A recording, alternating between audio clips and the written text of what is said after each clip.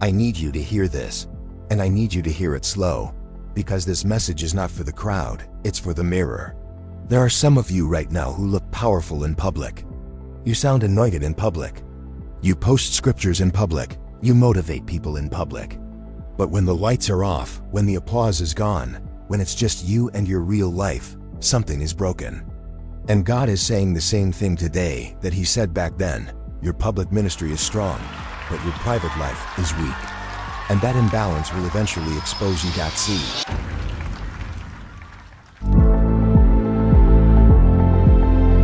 The danger is not being gifted. The danger is being gifted without being grounded. The danger is knowing how to speak truth but refusing to live truth. Because God is not impressed by what you do for people if the people closest to you are suffering. He's not moved by how many souls you inspire if the soul you sleep next to feels ignored. He's not clapping because you're busy for Him while you're neglecting the responsibilities He already gave you. Some of you are shouting in church but silent at home. You're praying for strangers but impatient with your spouse. You're fasting for purpose but skipping class, skipping work, skipping discipline. And God is saying, I didn't bless you to perform, I blessed you to become. I didn't call you to look holy, I called you to live holy. I'm not building your reputation, I'm building your character. And this is the hard truth about manhood. Manhood is not proven by how loud you preach, how deep you quote, or how spiritual you appear. Manhood is proven by consistency, responsibility, and sacrifice when nobody is watching. Manhood is doing what's right even when it doesn't feel spiritual, showing up, being present, handling your assignments, taking care of your house, leading with actions, not words. God is saying you can't keep consuming the word without producing fruit. You can't keep listening without living. You can't keep feeding your ears and starving your habits. At some point, the word has to move from your mouth into your life. At some point, the sermon has to show up in your marriage, your work ethic, your discipline, your forgiveness. Because real transformation is not loud, it's visible. It's when the people who know you best start saying something changed. It's when your home feels safe again. It's when your responsibilities are handled with excellence. It's when your life finally lines up with what you say you believe. And until that happens, God will keep pulling you back from the stage. To deal with the man behind the microphone, I need you to understand this, because this point right here will change your life if you let it sink in. Public success means nothing if private discipline is missing. Nothing. You can fool people, but you cannot fool results. You can impress crowds, but you cannot impress life. And some of you are exhausted right now, not because you're doing too much, but because you're pretending too much. You look successful, but you're not stable. You sound confident, but you're not consistent. You're celebrated in public, but you're undisciplined in private. Discipline is what you do when nobody is clapping. Discipline is who you are when there is no camera, no mic, no audience. Anybody can turn it on for an hour. Anybody can show up when people are watching. But who are you when it's just you, your alarm clock, your responsibilities, and your excuses? That's where greatness is built. That's where manhood is proven. That's where destiny is either strengthened or destroyed. Some of you are chasing applause instead of alignment. You want people to say, you're gifted, while your life is falling apart behind the scenes. You want recognition without routine. You want rewards without responsibility. And life does not work like that. God does not work like that. He will never elevate what you refuse to discipline. Never. You can pray all you want, shout all you want, cry all you want, but if you don't get up and do the work when nobody is watching, nothing changes. Public success without private discipline is borrowed time. It looks good for a season, but eventually the cracks show. Eventually the marriage feels it. Eventually the health feels it. Eventually the career feels it. Because discipline is the foundation, and when the foundation is weak, no matter how nice the building looks, it will collapse under pressure. And here's the part most people don't want to hear: discipline is not motivation. Discipline is a decision. It's choosing to show up when you're tired. It's choosing to prepare when you don't feel inspired. It's choosing to be consistent even when nobody says thank you. It's choosing growth over comfort. And that Choice has to be made daily, not publicly, but privately. You don't wake up disciplined. You build discipline. You don't stumble into consistency. You train it. And the people you admire, the ones you think are naturally successful, they are not lucky. They are loyal to their routines. They are faithful in the dark. They handle business when it's boring. They do the small things right when nobody is giving awards. So if your life feels stuck, don't look at your talent, look at your habits. Don't blame the system, check your schedule. Don't talk about your potential, talk about your discipline.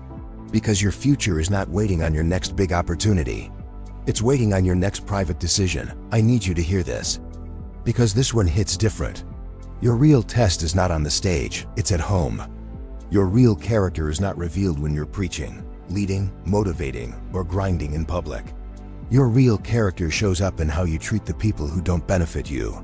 The ones who see you every day.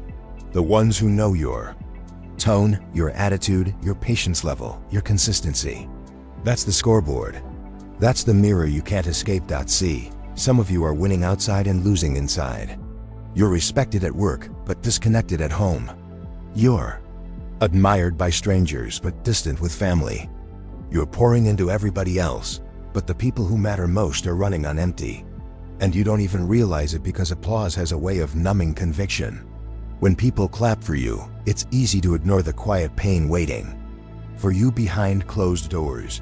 But listen to me closely, success that costs you your integrity, your marriage, your children, your peace is not success. It's a trade-off you will regret. You don't get bonus points for being strong in public and weak in private. Life does not reward imbalance. God does not reward neglect. You cannot claim purpose while abandoning responsibility. Some of you hide behind busyness.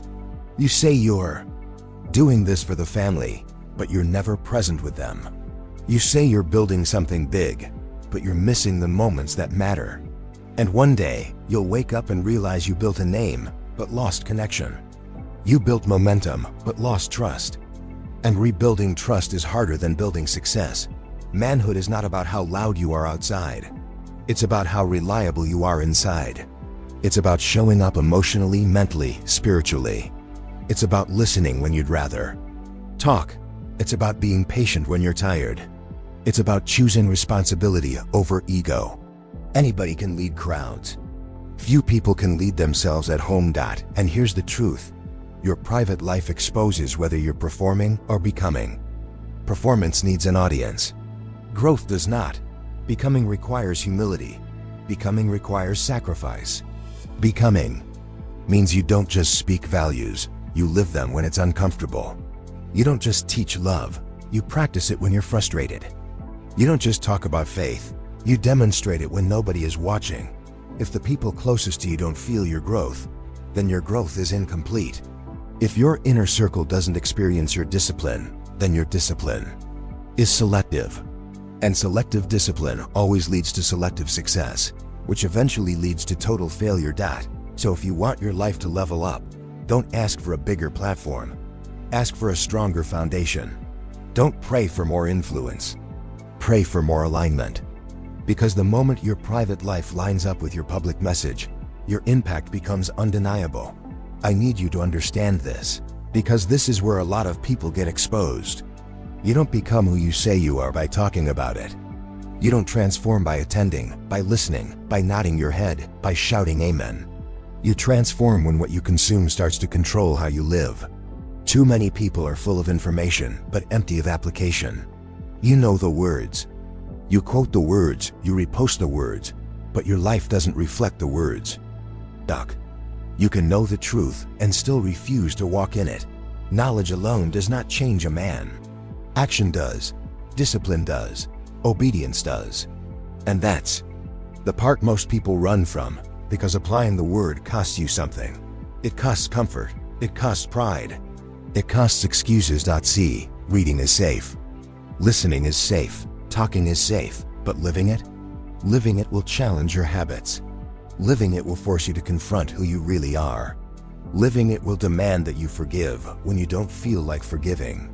It will demand that you show up when nobody's clapping. It will demand that you change patterns you've protected for years. Some of you are wondering why nothing is changing, and it's because you keep stopping at inspiration. You're inspired, but not transformed. You're motivated, but not disciplined. You're emotional, but not consistent. And consistency is the bridge between who you are and who you say you want to become. You don't apply it once, you apply it daily. When you're tired, when you're angry, when you're overlooked, when nobody is watching. Real growth shows up in behavior, not vocabulary. It shows up in how you speak to your spouse, how you handle pressure, how you respond when things don't go your way. It shows up in how you treat people who can't do anything for you. It shows up in whether you keep your word when it costs you something. You don't get credit for what you know. Life only rewards what you do. That's why some people with less knowledge are further ahead than people who know everything.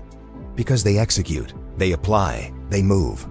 They live it out even when it's uncomfortable, even when it's inconvenient, even when it exposes them. And here's the part nobody likes to hear.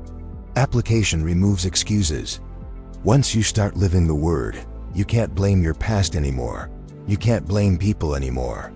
You can't hide behind your story anymore. Because the moment you apply it, you take responsibility. And responsibility is heavy. Responsibility separates boys from men. When the word gets inside you, it changes how you think. It changes how you react. It changes what you tolerate. You don't just talk about patience, you become patient. You don't just talk about discipline, you live disciplined. You don't just talk about love, you show love under pressure. And that's when people around you know something is different. Not because of what you say, but because of who you are becoming. I need you to hear this part carefully, because this is where real maturity is revealed, not on the stage, not in the spotlight, not when people are watching. Real growth shows up in the private decisions nobody applauds. It shows up in the conversations you don't want to have.